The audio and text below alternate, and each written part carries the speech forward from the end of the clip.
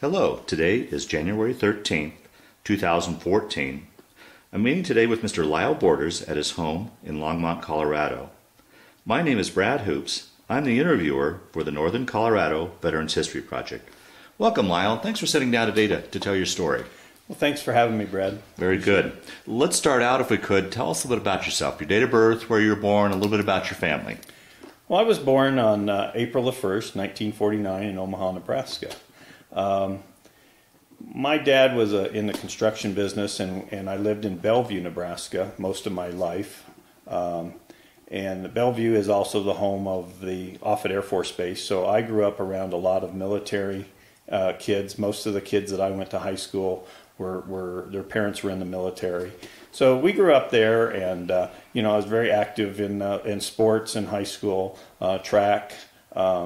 I also was an avid hunter and fisherman. We did a lot of fishing and hunting, and have a lot of fond memories of being with my father and going out and deer hunting and pheasant hunting and stuff like that. So, but I grew up in Bellevue, and like I said, being around military people, it sort of gravitated to that part. My dad was a World War II. He served in the South Pacific during World War II. Did he talk much about his experiences? He did talk about his experiences a little bit, and it's sort of interesting. He was in the Signal Corps in World War II in the South Pacific, and his job was he was a radar operator, and they would drop him off on these islands and set up their radar sites, and then look for Japanese airplanes that were coming down through the islands. So anyway, I had that background, and also most of the kids that I grew up with, their fathers were in some kind of aviation. So I graduated from high school in 1967, and spent a little time at the University of Nebraska, and found out that I really didn't have that part of my life wanted to go that way. Yeah.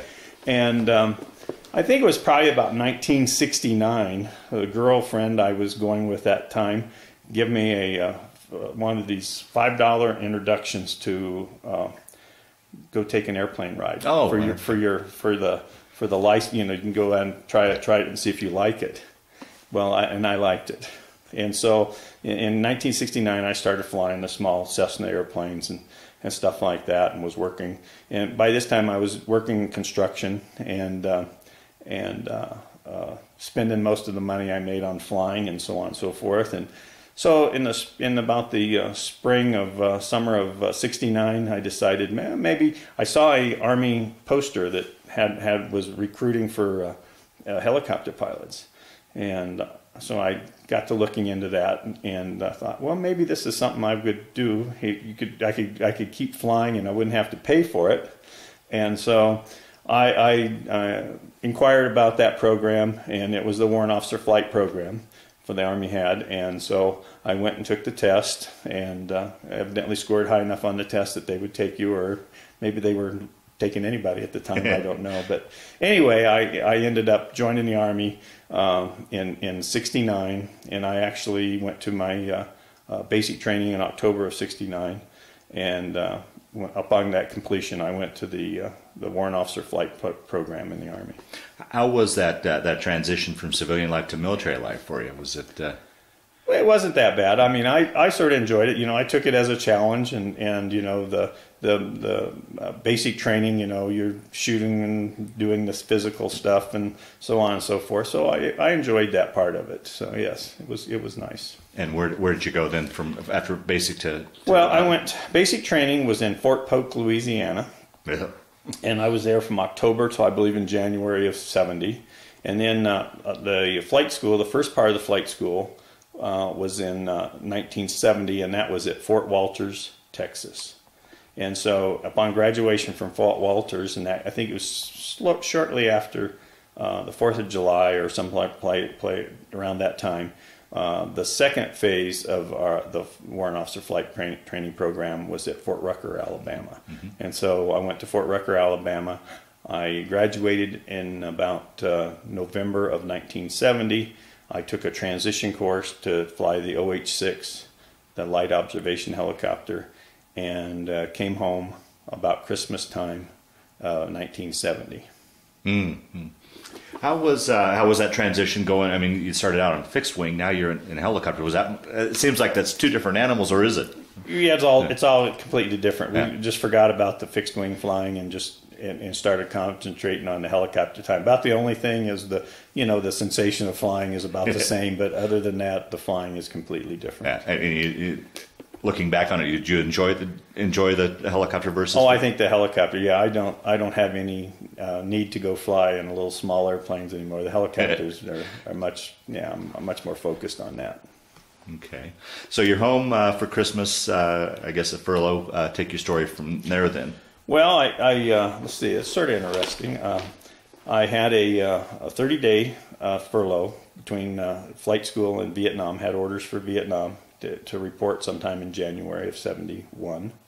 I came back from flight school real close to Christmas time, and my cousin had said, "Say, there's a party we'd like to go to, and if you want to come along, you can come along to the party." It was called the Fireman's Ball in a little town called Blair, Nebraska, and the Fireman's Ball was a way that the volunteer fire departments raised money for they had a fundraiser, and it happened about Christmas time. So I told my cousin, I says, "Well, if you'll get me a date, I'll go to the Fireman's Ball." Well, they got me a date. Actually, they got me 2 dates, but I managed to stick with one. And Lois has been we got married in 1972. So from 2 years I knew her, and all the time I was in Vietnam, we wrote and corresponded, and so that was that. And so Lois has been part of me for 40-some years now. So. Wow.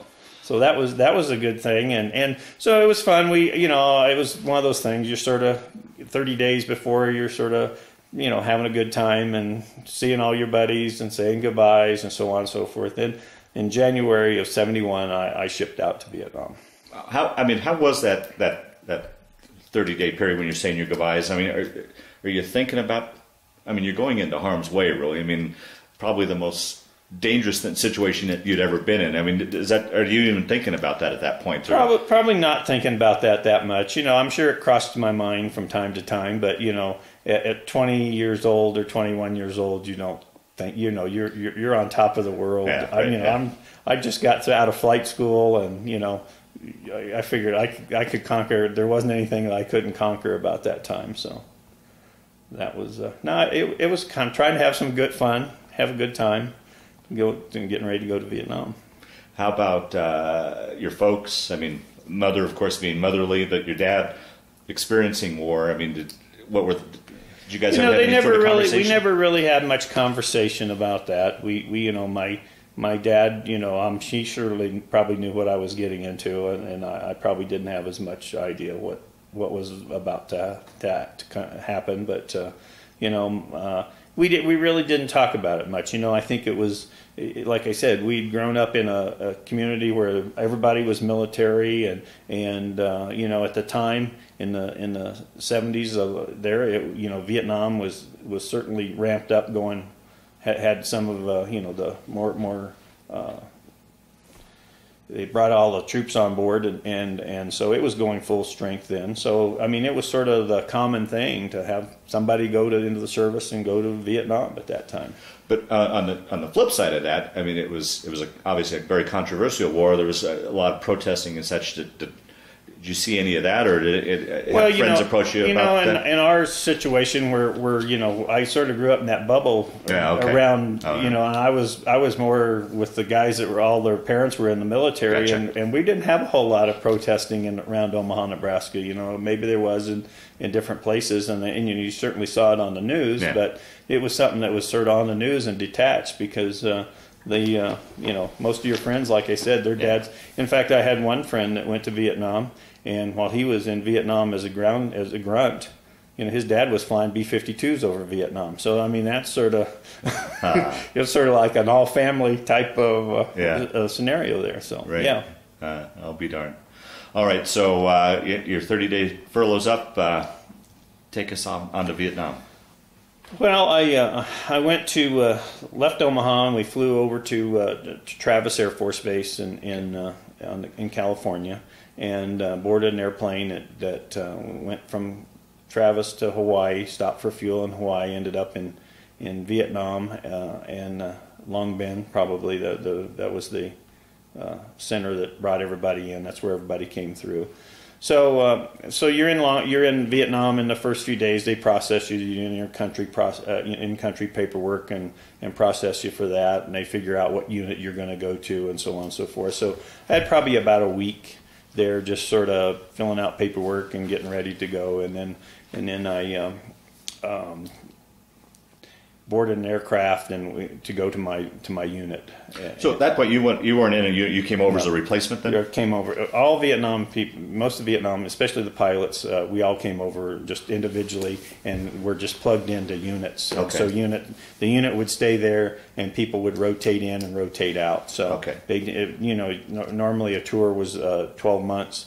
So if somebody was leaving, somebody was going in. Gotcha. Okay.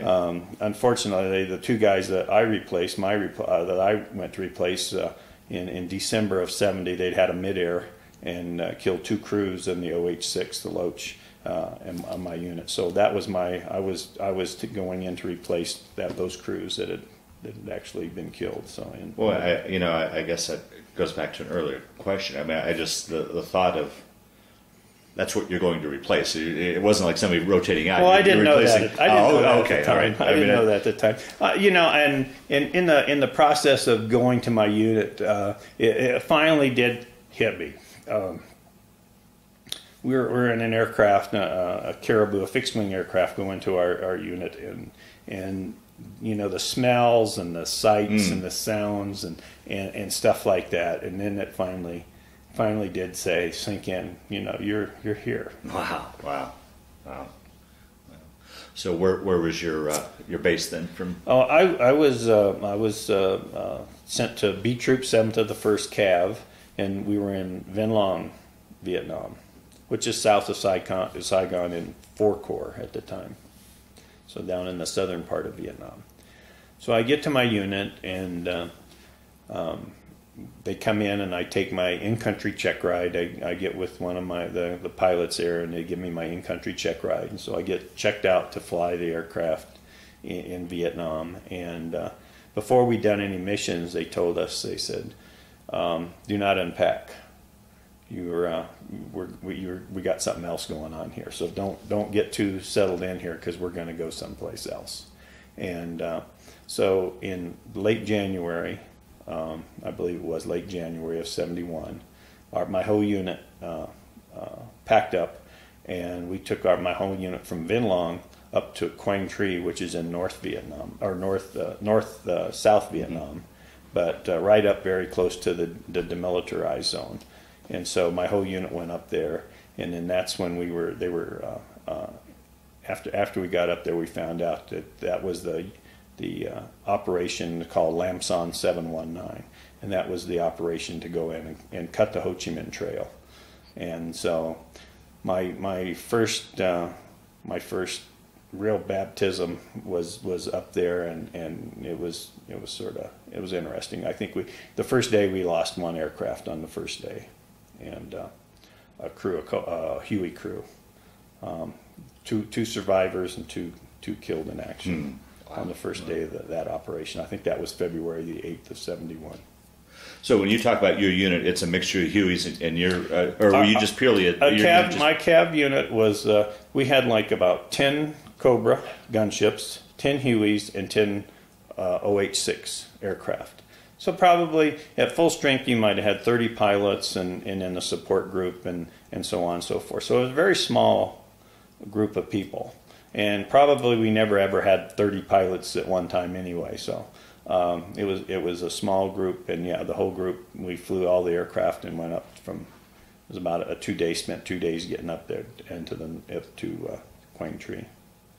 And you talked earlier that I think it was before we got on camera that a scout pilot, that was a volunteer position.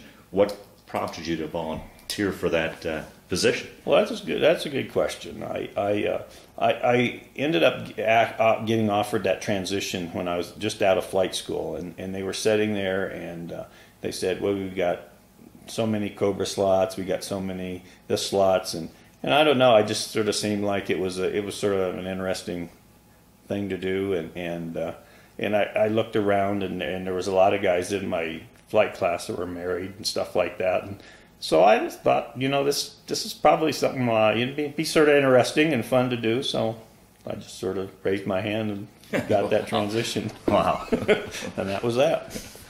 So talk about that actual position. I'm assuming, would you guys fly ahead, scout out and then bring in the other support? Well, actually, most of the for the Cav troop, what we did what they call hunter killer teams, and we would put a little aircraft, the OH-6, down low, and I mean treetop level, and we're looking at stuff on the ground, and we can see footprints and bunkers and stuff like that, and then we had two Cobra gunships as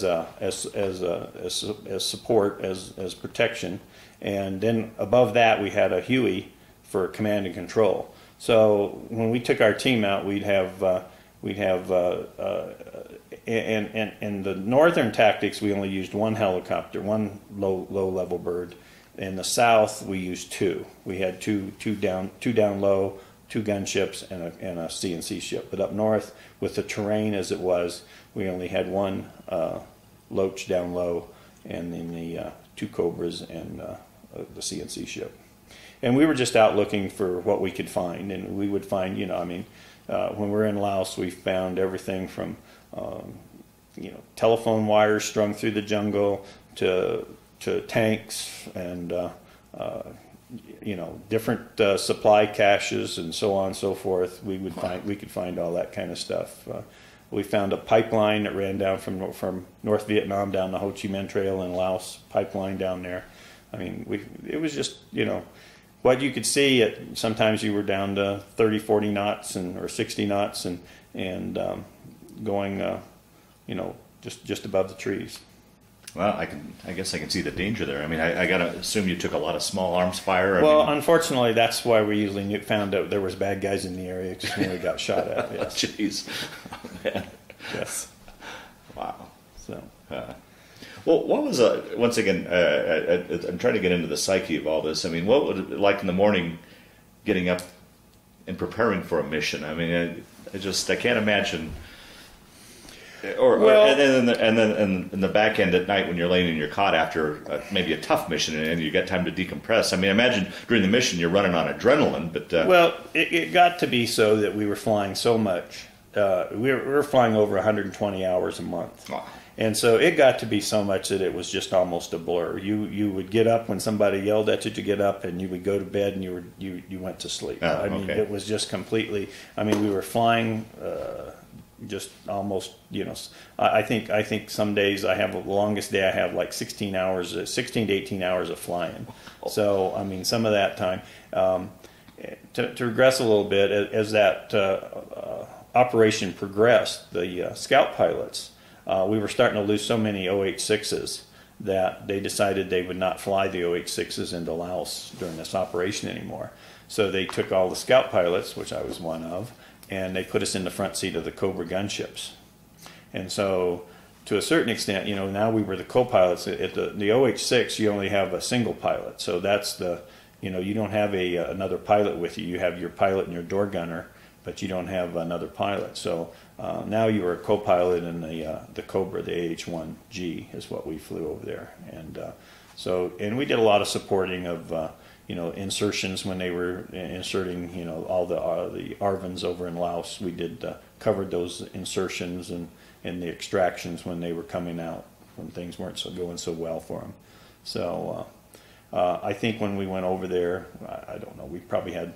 I think we came back with one or two helicopters that we originally went up with. The rest of them we left up there. Now, not all of them were shot down. Some of them had battle damage, and they had taken them out of the inventory to repair them and send them back. But yes, we lost most of our helicopters in that 90-day mission. Wow. Talk a little bit about life on the base. I mean, as far as living conditions, food, what you guys did on your time off. Well, we had no time off. Yeah, I'll tell you that. We had no time off. And basically, food, we were eating sea rations most of the time, because we would get up at daylight and fly and start our missions. And usually As that operation progressed, we started flying out of Quang Tri. Then we started flying out of Quezon Son, which was there wasn't any Quang Tri. We were staying in the Marines had built a hospital or school that wasn't being used, and we were staying in that. We were building in that, but there was just nothing but concrete floors and concrete walls. So we'd go get the rocket boxes, the boxes that our rockets for the Cobras came in, and we'd try to make beds, and some people slept in hammocks and stuff like that, and we were sort of just hanging out in this place. And then when we went to, they issued us, that was the interesting thing, is they issued us down sleeping bags. In Vietnam, you think of it as hot and everything, but up in the north, when it was in that time of year, it was cold, and so they issued us down sleeping bags, and then everything was wet. I mean, it was moisture. That it would Quezon, the fog would roll in every night, and you'd have to just find you a place to sleep. I mean, you'd try to throw your sleeping bag down in a revetment someplace or close to the thing. You had no tents, no nothing, and you're sleeping out in the open. And then the other place that we stayed was a place called Lang Vay, which was on Route 9, right at the Laotian border. And it has some significance earlier in the war, and that's where the North Vietnamese first used tanks and actually tried to overrun a special forces group that was some advisors to an ARVN group of people. And so in it was in 67, 68, they tried to overrun that group with tanks, and there's still the rusted hulks of tanks sitting there along there. But we were sitting there at Lang Vay in that same place. We were sleeping out in the sleeping bags and on the ground. So it wasn't that nice. I mean, during that time period, I mean, just intense. I mean, on the go. I mean, did you get pulled back for any R&R? No R&R. Really? No R&R. No. Wow. No. You flew. I mean, you might have a day where you could go in. If you were at Quang Tri, you could go down there and get you a haircut. But I don't know if I ever did get my hair cut in that 90 days. I don't think I did. It was pretty long. It was getting pretty long and pretty nasty, and it was no hot showers for a while. You get maybe one every week or two, something like that. But, wow. And how about? I mean, here's a Nebraska boy in Vietnam. How was it adjusting to the climate and such over there? I mean. Well, it wasn't the climate. It was, because I'd left Nebraska in December, so it was cold in Nebraska, and I got to Vietnam. Down the south part was fairly warm, but then when we went up north, we were wearing our jackets or everything we could, because it was just the temperature and the humidity and stuff like that. It just seemed to be cold all the time. It was just pretty cold up there. So it was a little different. It's not what I thought and expected from Vietnam. Yeah. Wow. Yeah, I'm just trying to figure out how. I mean, you talk about everything there. I mean, probably you weren't sleeping very well. Food was fair to middling. Hygiene wasn't so good. I mean, it just seems like any one of those by themselves can almost take a man down. But you had all that combined with being in the stress of war on top of it. I mean, how do you think you functioned? How do you manage? You grow up real quick. Yeah, you grow up real quick, and the other thing was that before they quit flying the 086s in Laos, we lost 2 crews. We lost a crew in 086 of a pilot missing in action, and then we lost a Cobra, a crew missing in action up there in 70, probably February of 71. So we lost 2 crews. So you had a lot of stuff going on at the time. But I mean, I think you just sort of get numb to whatever is, just keep on going trucking. You got a job to do, and wow. You try to do it the best you can. During that time period, you said you were flying so much everything it became numb and blurry. I mean, do any particular missions stick out in your mind that hairy missions? That's like. I have several missions that stick out in my mind. I have. I mean, I was in a Cobra with. I was at the front seat of a Cobra with. The back seat was. We called him Big D, Jim Davis, and we were flying along and we engaged a 51 cal, probably a quad 50, set up on a on a platform or something like that, and we took a lot of fire, and the aircraft was hit, and so I remember him. After we broke off and we're coming back, he says, "Lyle," I said, "Yeah." He says, "Look back and see if I'm bleeding." And so I did, and he wasn't. But there, about 6 inches from his arm, there was a hole in the plexiglass in the Cobra. So I'm sure we had taken quite a few hits, and also one of the 50 cal rounds had hit the Cobra in the mast. And if you know anything about aircraft, the mast is the thing that holds the blades on. I mean, it's the thing, and we'd taken a hit right through that mast, and several hits in the aircraft. Yeah. So we had a lot of days that were like that we took fire. I mean, almost every day you were taking some kind of fire, and a lot of times you were taking a hit here and a hit there, but, you got used to it. Yeah, I mean, I apologize. I mean, here's a guy that's never been remotely close to battle, and it's funny how you can just casually, every day we took a hit. I mean, it just became common. It became common, yes. Wow. Yep. But and that operation, I believe in April of '71 we started. It started winding down. Well, actually, it didn't wind down. We had actually taken the North Vietnamese by surprise, I think, a little bit when we went in there. They weren't quite prepared for us. But after about 2 or 3 months, they got their act together. And I think we had 25,000 ARVNs that we'd taken over there. And those bases start getting overrun. Then we got the word to extract them, and flying the Cobra, the gunships. I wasn't in on much of that. We would cover some of the extractions of those groups, but then that's when the rout began in probably April of '71, and the guys would come in to pick up the ARVNs in the Hueys, and they just load on. Instead of taking, we'd try to take maybe 14, there'd be 20, 25 of them trying to get in the helicopter. The helicopter couldn't get off the ground. They had ARVNs hanging on the skids as they were flying away, dropping off into the jungle, stuff like that. It got to be really sort of an ugly situation when this was winding down. The ARVN, the Americans, we took probably some of the heaviest losses of the war as far as the helicopters go, and in both aircraft and personnel. But the ARVNs, they just got their asses kicked over there. It was amazing. They went over with 25,000. I don't know how many they came back. I doubt it was half or maybe a quarter of them. That amount came back. Wow.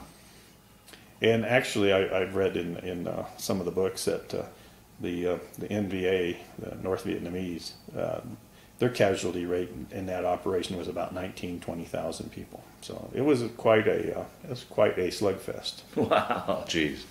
Wow. So after that operation, then wind it down. You guys, I guess, take a story from there. Then what? Well, in about April, last of April, we moved back down to Vinh Long, and we started doing our old job of going out and patrolling and doing our things out in the U Minh forest and back in an OHC again then? I was in the OH-6, yeah, the OH-6, yeah, in the OH-6 back then, and so we went back south and we started just sort of getting back to normal, I guess, and we would be working different areas and looking for infiltration routes and build up and stuff like that, and so from April to till I finished my tour, which was June 21st. That's the day I got shot. We did that pretty regularly. Also, some of our missions, we would provide convoy cover on barges that were hauling ammunition up to Phnom Penh, because the Mekong River ran right by our base, and so they were in being the river as it was. That was the way to get stuff up to Phnom Penh. So they'd have barges and barges of ammo and whatever that they were taking up there, and we would do convoy cover, meet them about the border of Vietnam and Cambodia, and then fly convoy cover till they got up to Phnom Penh where they were delivering them. And so that was we did that quite a bit. That was a big part of our mission. And then the visual reconnaissance, we out looking for infiltration and stuff that was out there, people coming in and so on and so forth. And that was and destroying. We if we found something. We had some areas that in UMIN that they call free fire zones, and so you could destroy any hooches, anything you found, you could destroy it because there wasn't supposed to be anybody there. So anyway, that's sort of that day, and then that time, and as it went on, let's see, our OH-6 platoon, I lost my platoon leader in May of '71. He got shot down and killed in May of '71, and we started getting real short, and pretty soon we were down to 3 pilots of our unit, so we would borrow another pilot from one of our sister units to fly. And then on June 21st, '71, on a visual reconnaissance mission down in UMIN, I got shot, and the round came up and hit me in the lower right leg, and came up, cut my femoral artery in my mid-thigh, and the bullet actually impacted a .45 caliber pistol I had in my between my legs and the crotch. So that sort of put me out of commission for that time, and it was sort of interesting. As I said earlier, the OH-6 we flew with single pilot, and that day we had a new pilot that had been assigned to the unit, and he was flying with me as an observation flight, and he was my door gunner at that time. And so when we started taking fire, he leaned out. He had a M60, and he was in the left seat of the aircraft, and he leaned out and unplugged his helmet. His helmet unplugged, so he couldn't hear what was going on in the aircraft. Well, in that time I got shot, and now I'm flying the aircraft. I can't talk to him. I can talk to the guys that are up above me, but I can't. He hasn't decided yet. I just remember when he looked over, his eyes, how big they got when he saw what had happened to me, and because I was bleeding. I mean, with my femoral artery cut in my thigh, every time my heart beat, it was throwing out a stream of blood about the size of my little finger, about 2 or 3 inches, and so. I stuck my thumb in that hole and continued to fly. Finally, we figured out what was going on. After a while, he figured out what was going on, finally got plugged back in where he could talk to people. And we landed, and the Huey landed beside me. They put me in the CNC ship, and the command and control ship, and that's when they got a tourniquet on my leg. And we went back, and one of the Cobras climbed up and got on the emergency frequency, guard frequency, and asked for if there was any medevac in the area. And there just happened to be one that was fairly close. So they flew me back to a air base called Rock Jaw, which is on the western side of Vietnam. And we waited for the medevac ship to come. And they came in. It seemed like a long time, but it wasn't that long. And I mean, I was conscious. I was laying down. If I raised my head up a little bit, I didn't have things would start getting gray. Wow. So I was there, and finally the medevac showed up, and they flew me to Navy Binh Tui. There was the 3rd Surgical Hospital at Navy Binh Tui, and that's just south of Vinh Long, or around Canto area there. So I got to the hospital, and they told me they probably might have to take away my leg, but this time it was, at the beginning it didn't hurt quite as bad, but as time went on it started hurting pretty good. So we did that, and I woke up and my right leg had been amputated above the knee. And what they told me that there was about 3 inches behind my knee of the nerve, vein, and artery that had been destroyed. The bullet had destroyed that. So, but anyway, the medevac pilot, took me about 30 years, but I finally tracked him down. Oh, wow. And David Thompson, he lives in Enterprise, Alabama. He's actually married the emergency room nurse that was there at the hospital when I came. And so I did, about 30 years later, actually, it was about 4 years ago, I think, I did contact him and went to see him. Oh, very cool. And got got the story of him, and did find out though that there's something interesting, that the Medevac crew, probably the guy that saved my life,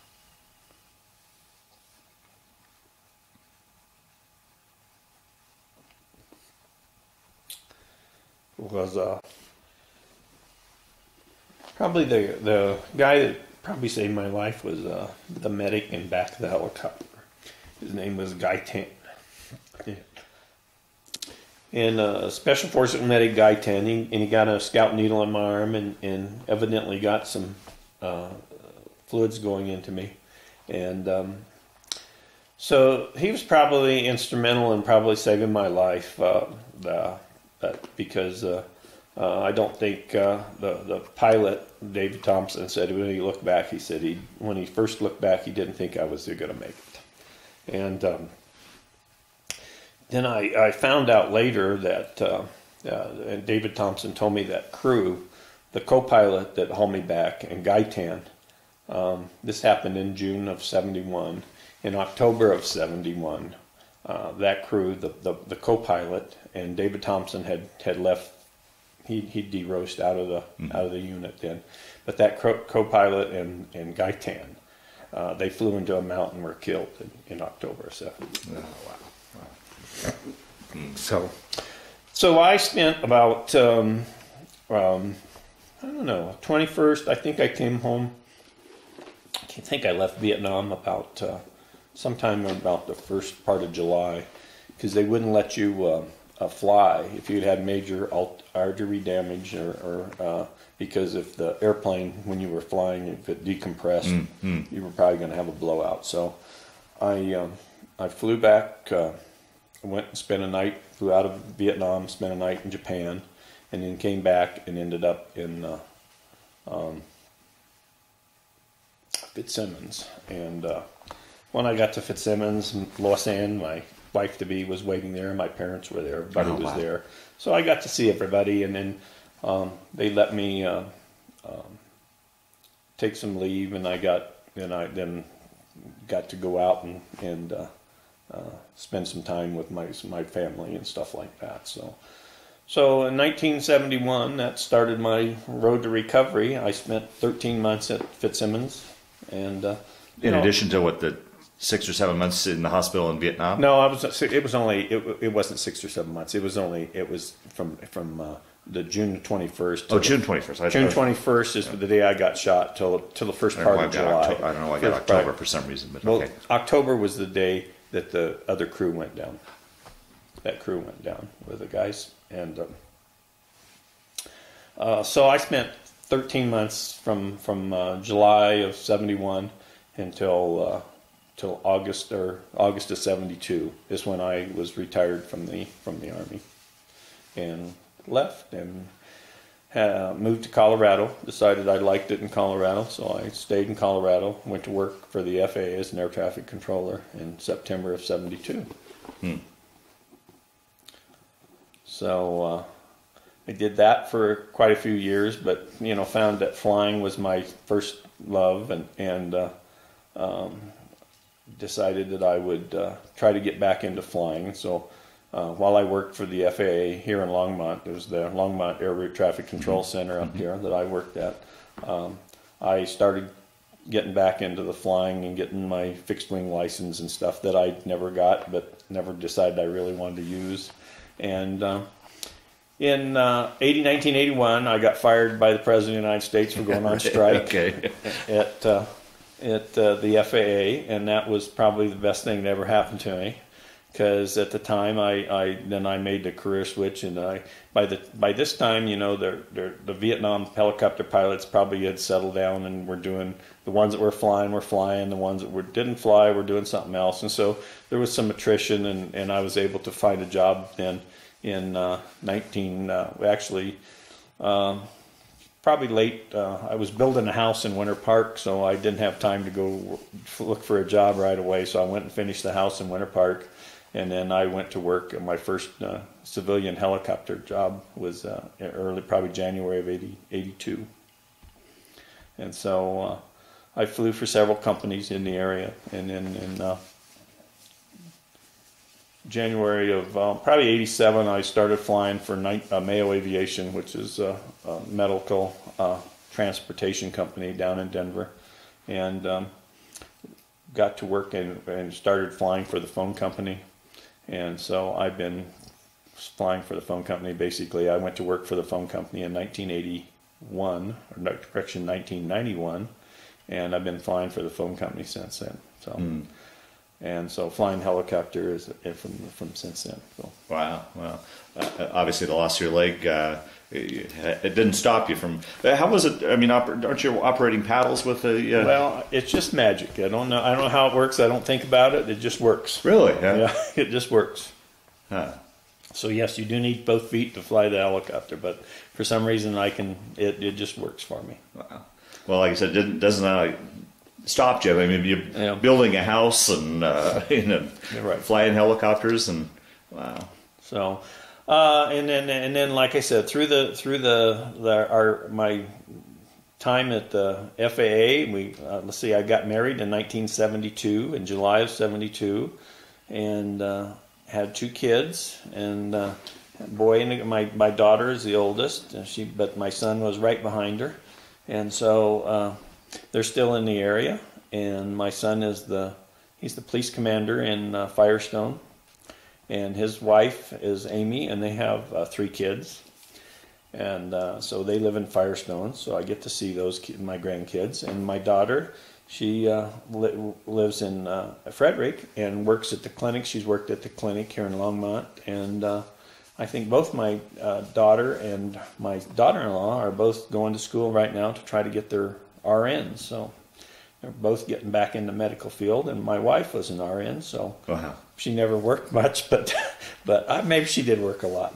But it wasn't outside the home. Right. So anyway, that's sort of our thing. I have 5 grandkids. They range in ages from. So your daughter has 2 children? My daughter has 2 children. I have a 17-year-old grandson. I have an 8-year-old grandson. I have a 10-year-old grandson. I have an 8-year-old granddaughter and a 3-year-old granddaughter. Wow. So, life has been good. And like I said, next week should be my last day, and I'm planning on spending some more time this week actually be my last day flying. Wow. And I'm planning on spending some more time just hanging out and doing things I like to do. Yeah, wonderful. Well, let me just ask a few questions, and we'll start to wind down the interview. Through the years, did you guys have any buddies you kept in touch with, or unit reunions, anything along those lines? Well, yeah, actually you missed that. My wife and one of her, in 1989, my wife and one of the other guys in the unit got together with a bunch of the guys that I flew with. And one day in 1989, whatever day it was, probably, I don't know if it was in the fall, I walked into my house and completely surprised there was 17 pilots that I flew with sitting in my front room. So we had a great weekend. Probably put a little dent in the liquor store thing around here, but other than that, we had a great time and that weekend, and I do stay in touch quite a bit with the guys I flew with, and then through the Vietnam Helicopter Pilots Association, which has the annual reunion. There's usually, it could be 5 to 10 guys that I flew with in Vietnam show up to that. So I stay in touch with them. I mean, we pick up the phone. I talk to the guys that are in flight school. I think with the internet and stuff, there's a few guys that we've lost that sort of dropped off the face of the earth that I'd really like to find, but we just haven't found yet. I do stay in touch with a lot of the guys that I flew with. Wonderful. Well, looking back, the time there and the 40 some odd years later, what are your thoughts about the Vietnam War? Is anything changed in that regard? I mean, had time I think it's sort of ironic and interesting to a certain extent. I mean, we went over there with I think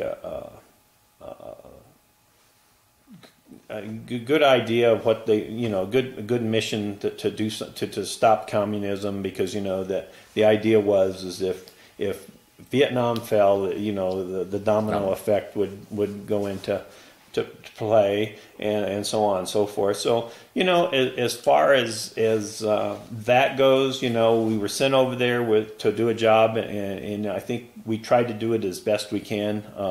The guys that I flew with, I mean, we weren't so much focused on the actual, what was the big picture. We were focused on the little picture, and that was making sure that the guys we worked with and flew with every day came home at night. So that was sort of my war was more focused on the guys that I flew with and making sure that we all came home at night. And that was that. I know when Vietnam fell, I had quite a bit of feelings on that. Probably somewhat similar to the kids that fought in Iraq are having now that Fallujah has fallen, and they're saying, well, how come we don't do anything about it? So I think I had some of that kind of, well, we paid a pretty heavy price to walk away and leave it, and and unfortunately that's politics and not military solutions, but life goes on. Yeah. Have you, or do you have any desire to go back to Vietnam? I've thought about it, and I think I would.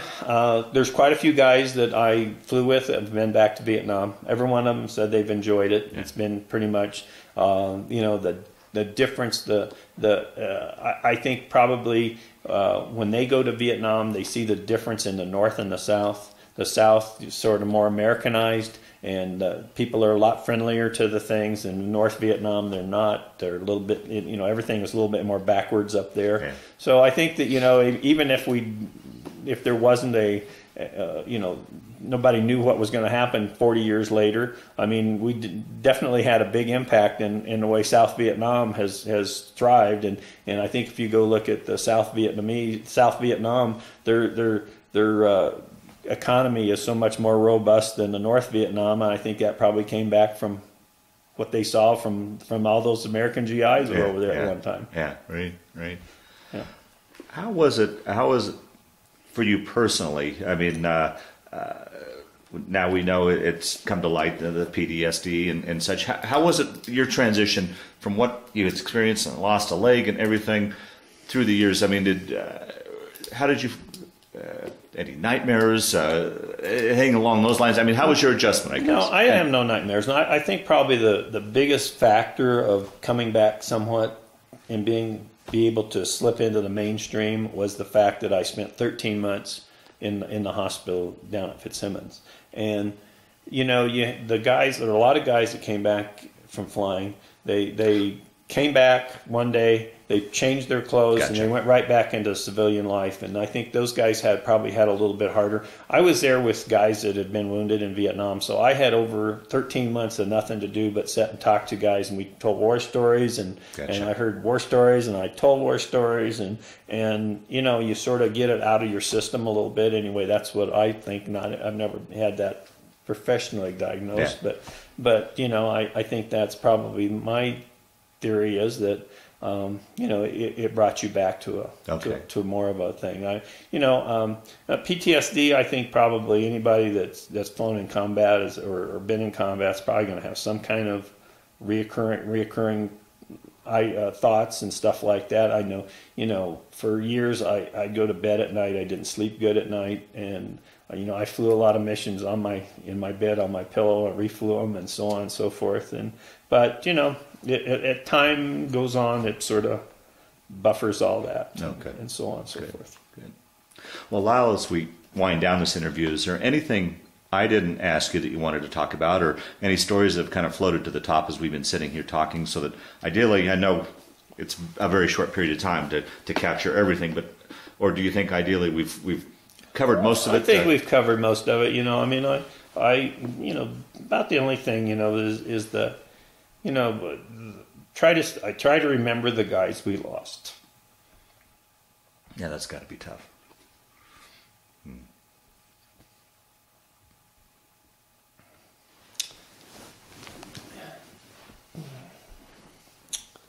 So, anyway, with that said, it's been a good 40 years. Yeah.